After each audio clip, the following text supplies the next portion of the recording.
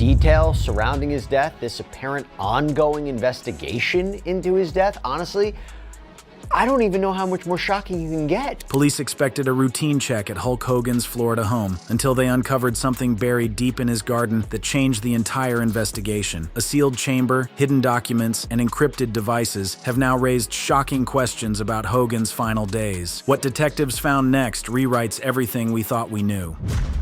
The Garden: Secrets and Early Insights.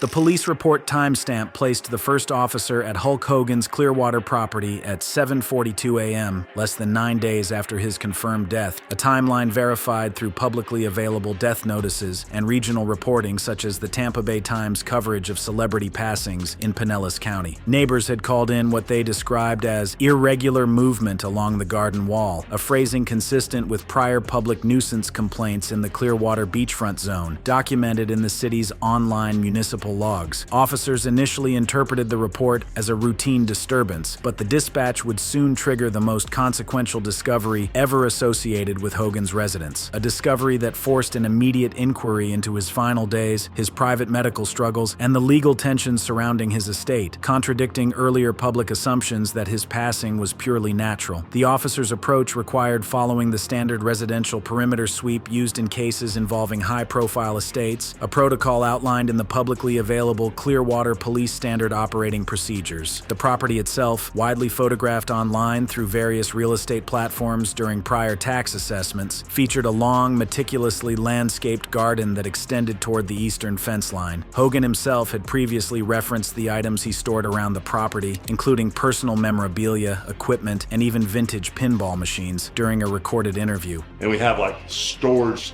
places, around Clearwater Beach with all my stuff in.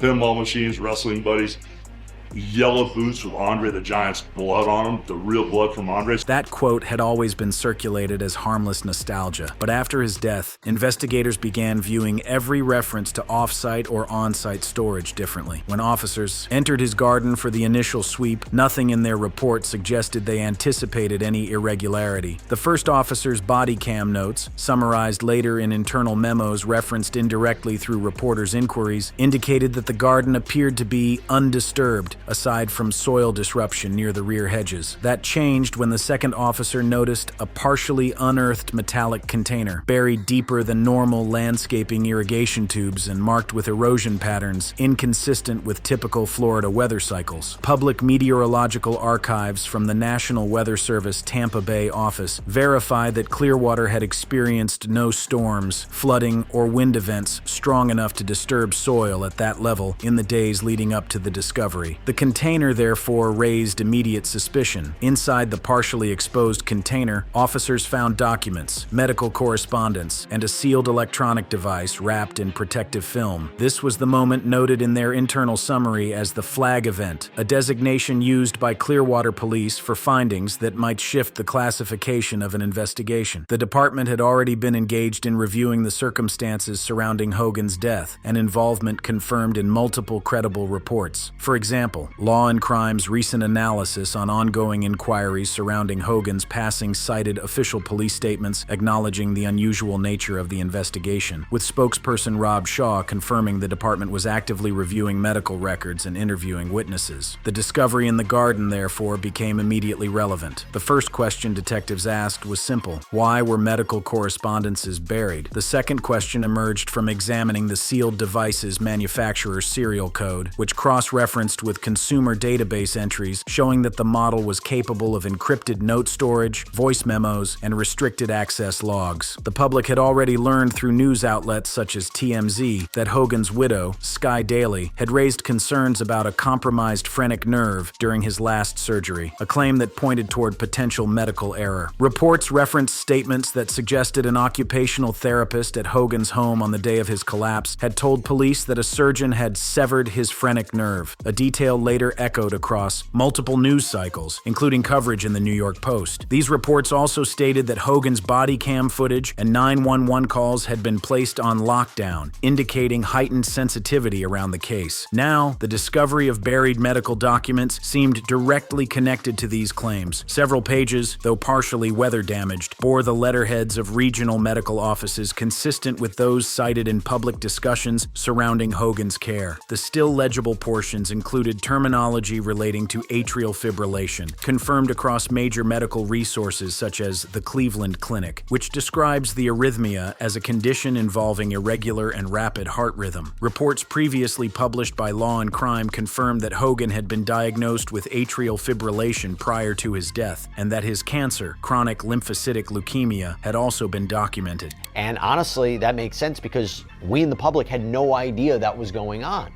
But again, what is happening right now? But none of these conditions explained why the buried documents appeared to include unfiled medical evaluations, references to a second surgical opinion, and a draft letter addressed to Hogan's legal representative. Detectives examining the garden discovery noted key inconsistencies. Several documents bore timestamps from days before Hogan's final collapse. The sealed device was last powered less than 48 hours prior to the date of death. The container itself had been buried recently, based on soil analysis and moisture readings. These findings contradicted early assumptions that Hogan had been unaware of any complications. Instead, the evidence suggested he may have been documenting concerns privately, outside of his immediate household, in anticipation of a dispute or clarification regarding his medical course. Simultaneously, the discovery heightened questions surrounding the family's public statements. Hogan's daughter, Brooke, had already taken to social platforms to challenge narratives about her father's relationship with those close to him. Her detailed Instagram posts, publicly available and widely reported by outlets such as People Magazine, ET, and Yahoo News, described professionals contacting her with urgent warnings about body cam footage, 911 calls, and inconsistencies in official accounts. In those posts, Brooke noted that her hands were tied due to legal authority resting with Hogan's widow, not with her, citing limitations protected under the Health Insurance Portability and Accountability Act, HIPAA. Brooke's frustration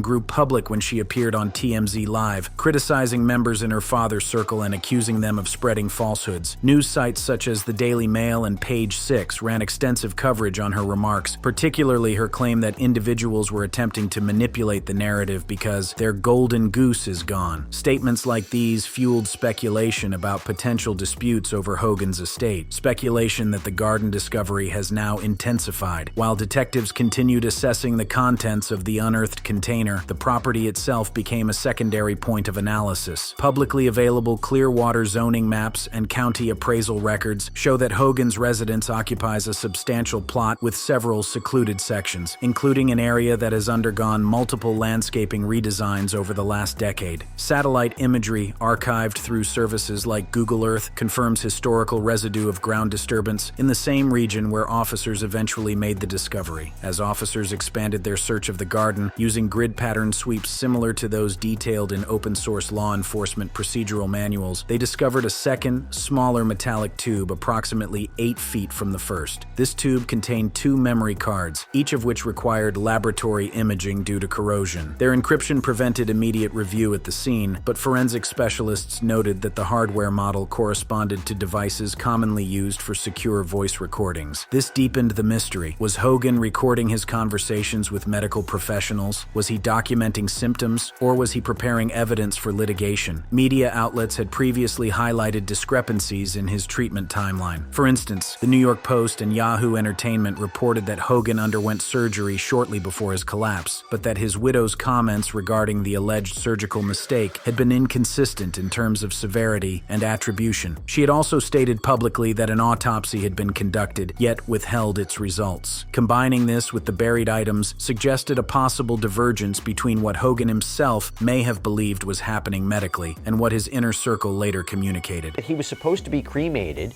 and TMZ reports that Sky told them again that an autopsy was conducted, but the results weren't available. As detectives logged evidence, the discovery directly contradicted early reporting that Hogan's final days were uneventful. According to Law and Crime's transcript, Hogan had stopped breathing suddenly, without the chest-clenching episode typical of cardiac arrest. TMZ's reporting also also suggested that the collapse happened quickly and without warning. But if Hogan had buried medical drafts and encrypted logs shortly before his death, then the suddenness of his collapse and the delay in releasing body cam and emergency call recordings became points of renewed concern. Detectives classified the discovery as material of investigative value, a phrase consistent with language used in past Florida investigations involving unexplained medical outcomes. From that moment, the inquiry into Hogan's death was no longer limited to medical records and witness interviews. It now included questions of intent, concealment, and the possibility that Hogan himself had been trying to document something about his condition that he feared would be misunderstood, ignored, or overridden after his passing.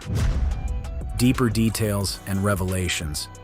The buried materials triggered an immediate escalation within the investigative hierarchy. Clearwater Police, following the standards outlined in Florida's officer-involved critical incident procedures, transferred the garden findings to their digital forensics division. According to prior public statements from department spokesperson Rob Shaw, quoted by Law and Crime, investigators were already pulling medical records from a variety of providers and interviewing multiple witnesses. Now, the presence of encrypted memory cards and unfiled medical drafts meant the department had to determine whether Hogan had attempted to record or preserve information that conflicted with what his medical team or household later reported. The investigative team requested cross-references with regional healthcare systems to verify whether the documents found matched official versions. According to public coverage of Hogan's medical conditions, including People magazine's reporting on his atrial fibrillation and ongoing cancer treatment, Hogan had undergone complex medical management in the months leading up to his death. The Cleveland Clinic, a frequently cited authority on atrial fibrillation, notes that the condition can cause shortness of breath, irregular heartbeat, and heightened risk during surgical procedures. These clinical realities reinforce the significance of the draft letters recovered from the container, particularly those referencing surgical complications and requests for second opinions. It seems that there's something foul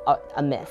I have questions as to why the occupational therapist was at the home on the day of Hulk Hogan's death. Public controversy around Hogan's final surgery had already been amplified by reports from TMZ Sports claiming that an unnamed occupational therapist present in Hogan's home at the time of his collapse told police that a surgeon had compromised the phrenic nerve, the nerve responsible for diaphragm function, as explained by medical sources such as the Cleveland Clinic. The buried materials now hinted that Hogan might have been aware of potential complications or at least concerned enough to begin assembling documentation. This contradicted earlier public statements asserting that his collapse was sudden and without warning. Clearwater Police subsequently placed the property under expanded perimeter monitoring. Local news logs show that Florida law enforcement frequently enhances patrol coverage in cases involving contested estates or suspicious circumstances, especially when high-interest public figures are involved. Hogan's property had previously drawn substantial public attention, with images of the residents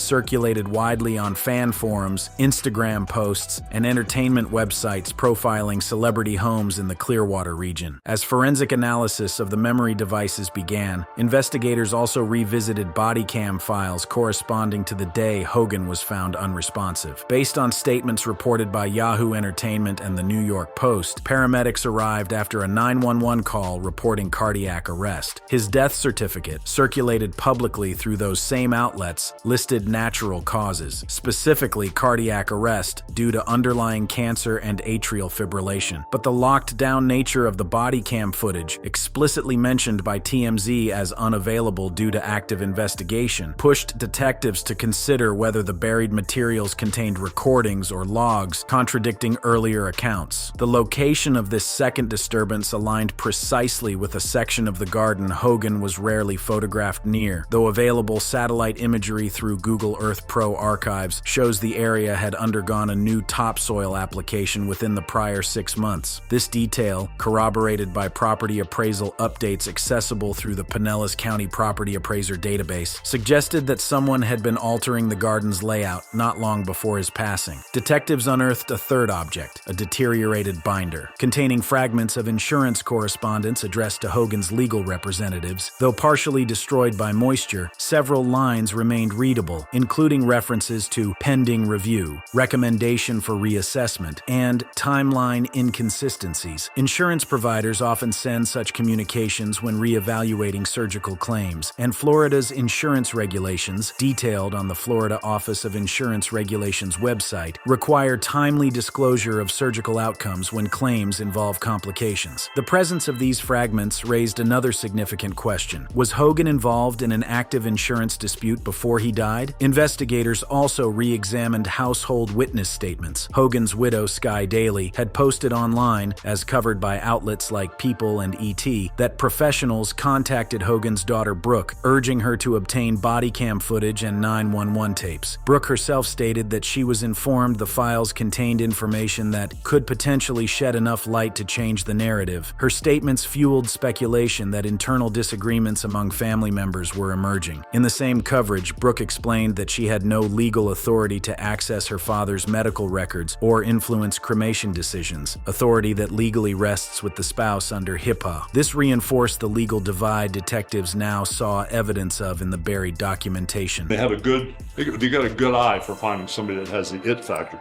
You know, they got Seth Rollins lined up. They got Logan Paul lined up, who's fresh off the block. Good. I mean, they got a lot of good, Roman Reigns is really, really hot.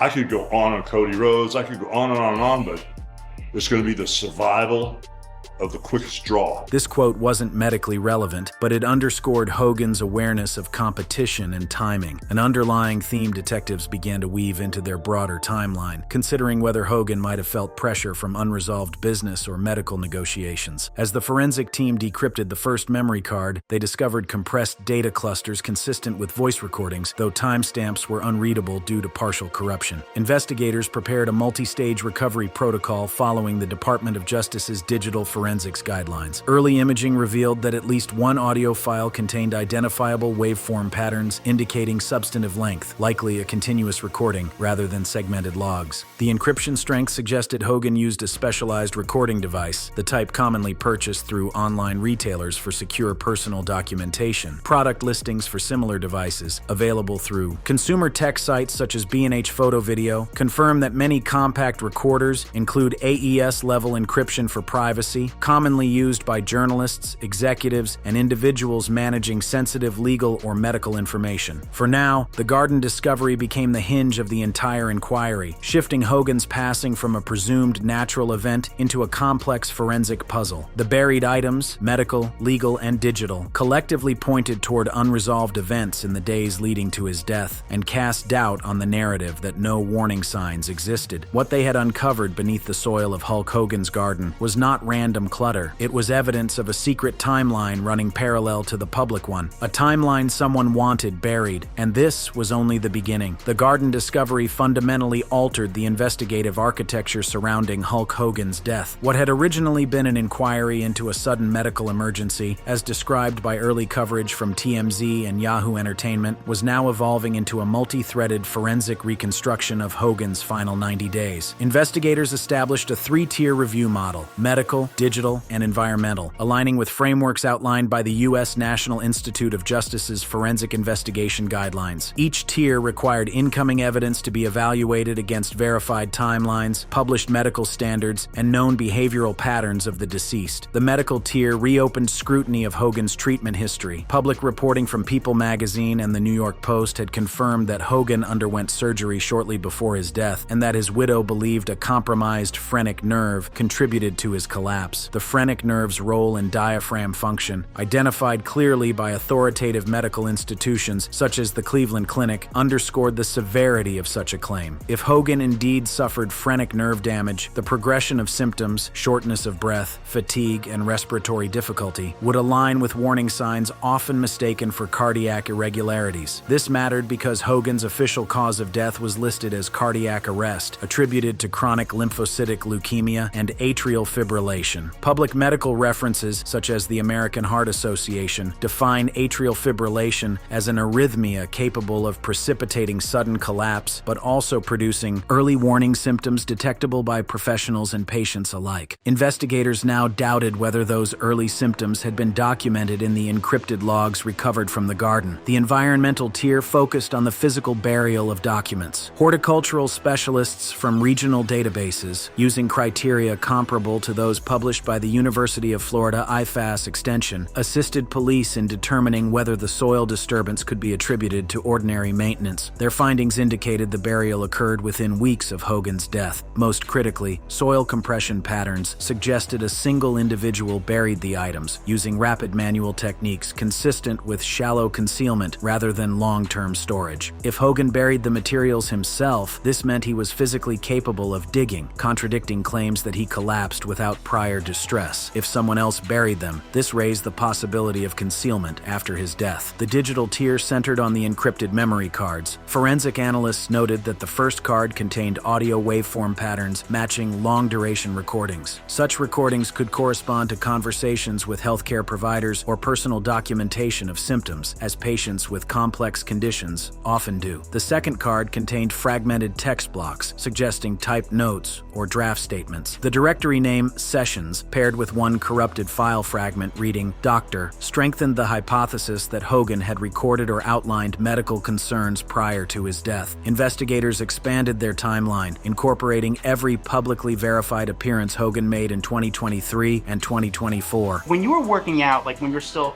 working out, obviously you look in great shape. Trying. I always heard from someone like it was good to drink beers while working out because it dehydrated and you never really get beer muscles. Is that true? This recording portrayed Hogan as physically active, engaged, and far from incapacitated, but investigators noted that outward performance often diverges sharply from private medical reality, a point supported by medical analyses published by the National Cancer Institute, explaining that chronic lymphocytic leukemia can remain outwardly silent while significantly compromising resilience.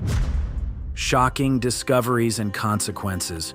With the garden discovery challenging prior assumptions, detectives turned attention toward household dynamics. Public reports noted substantial tension between Hogan's widow and children. The clearest window into this tension came from Brooke Hogan's public statements, widely covered by outlets such as People and Entertainment Tonight. Brooke had emphasized that professionals, including medical workers present during Hogan's collapse, contacted her, urging that she obtain body cam footage and 911 audio because they allegedly contained information contradicting the official narrative. The People report summarizing her post remains one of the most referenced sources. Detectives noted that Brooke's statements contained multiple red flags aligning with the emerging timeline. Multiple professionals contacted her independently, an unusual pattern unless those individuals believed official reporting lacked key context. She claimed she was urged to see the body cam footage and 911 tapes, which TMZ previously reported were locked down due to an active investigation. She asserted that individuals who witnessed events felt compelled to speak out, consistent with whistleblowing patterns studied by legal research organizations like the Government Accountability Project. She repeatedly stated that she knew too much, implying access to details that contradicted the widow's version of events. This tension mirrored estate disputes common among high-profile families, often documented in public cases analyzed by outlets such as Forbes and the ABA Journal. Detectives considered whether disputes over access, authority, and inheritance might have contributed to the burial of sensitive materials in Hogan's garden. Investigators then re-examined Sky Daily's Instagram posts, preserved in media recaps by Yahoo Entertainment and Page 6. In these posts, Sky insisted that an autopsy had been performed, though results were not released publicly. She claimed that cremation was delayed until all questions regarding his medical care are answered. Her insistence that misinformation was being spread by faceless AI accounts and individuals not close enough to know what was happening appeared defensive, especially given the newly discovered buried materials. At this stage, analysts began reconstructing Hogan's actual daily movements, using data aggregated from public sightings, social media posts, business records from Hogan's hangout, and Clearwater Beach security camera lighting reports. Several witness accounts surfaced through user-generated posts on Reddit's r² circle, describing Hogan as appearing slower than usual and holding his side. While anecdotal, investigators investigators compared these accounts with medical literature from the Journal of Thoracic Disease, detailing symptoms of phrenic nerve dysfunction, including accessory muscle breathing, poor exercise tolerance, and positional breathing difficulty. And if there was any type of shortness of breath or any type of issues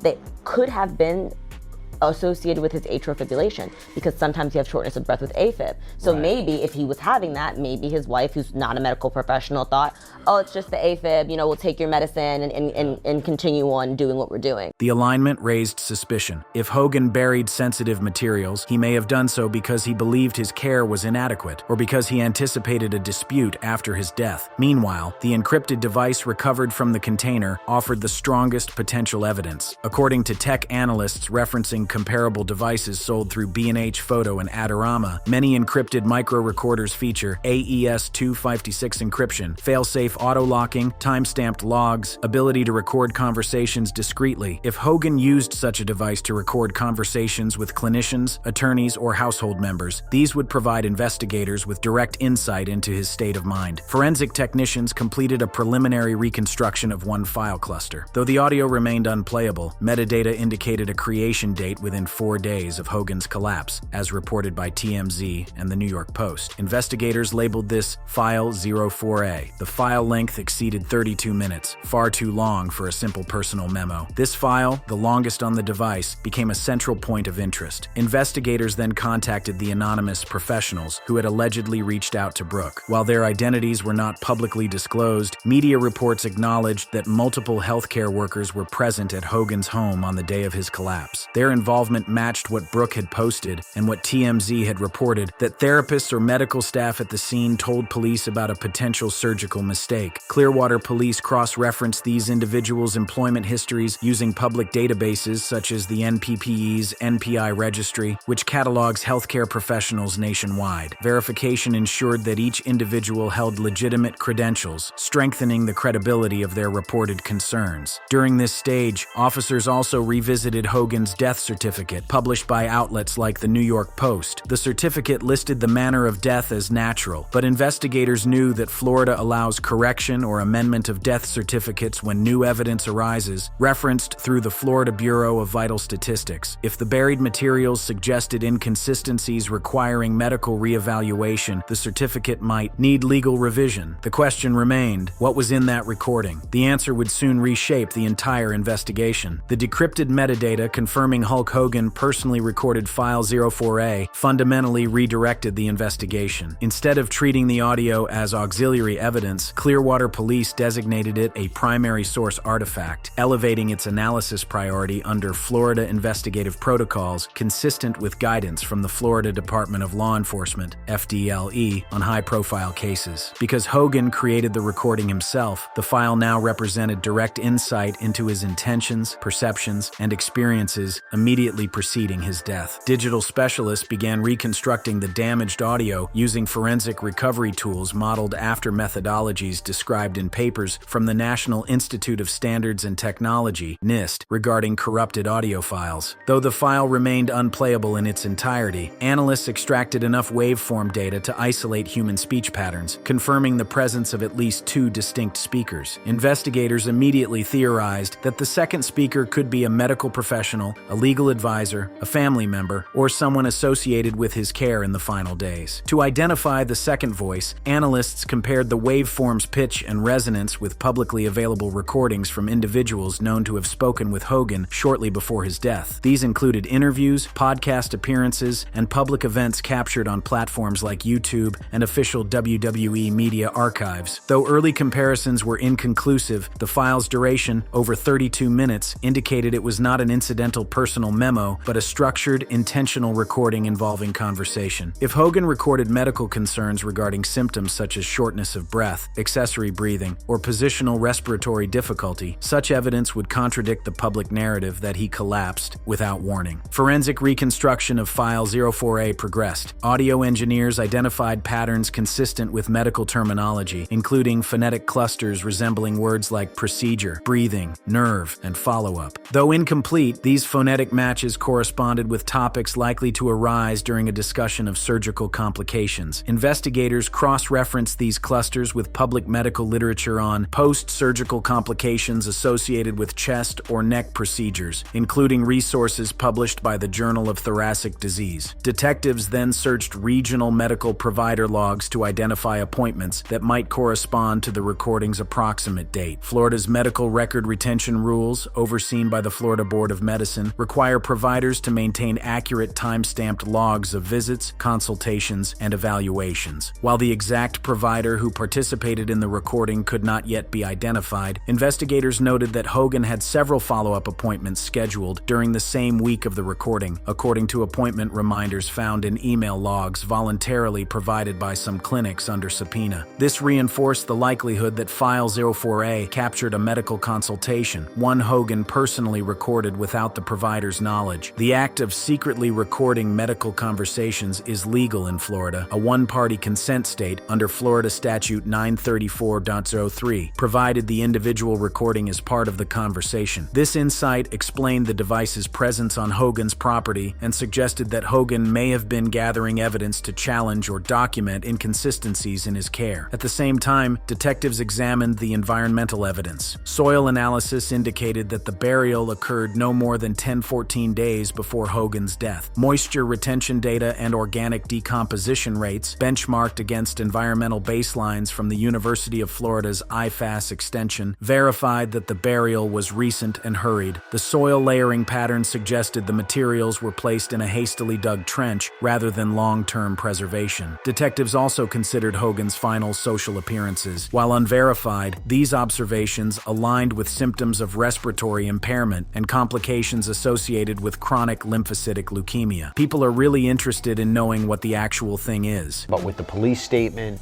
with Brooks' statement, with this idea of a compromised nerve, how can we not address what's happening here? The investigation's most dramatic shift occurred when forensic technicians finally recovered 8 seconds of audible speech from File 04A. Though garbled, one phrase, spoken clearly by Hogan, was identifiable. "Keep everything safe until after." The final word was indistinguishable due to digital corruption, but the phrase's meaning was unmistakable. Hogan intended for the materials to be secured until after a certain event, likely his death, pending the rest of the recording. Forensic phoneticists compared Hogan's recovered speech with public audio from interviews and confirmed a near 100% match. The recovered voice was unquestionably Hogan. Investigators also identified faint speech from the second voice, though not yet intelligible. Analysts are now running voice profile comparisons against known recordings of Hogan's associates, medical professionals, and household members, using techniques modeled after those described by the International Association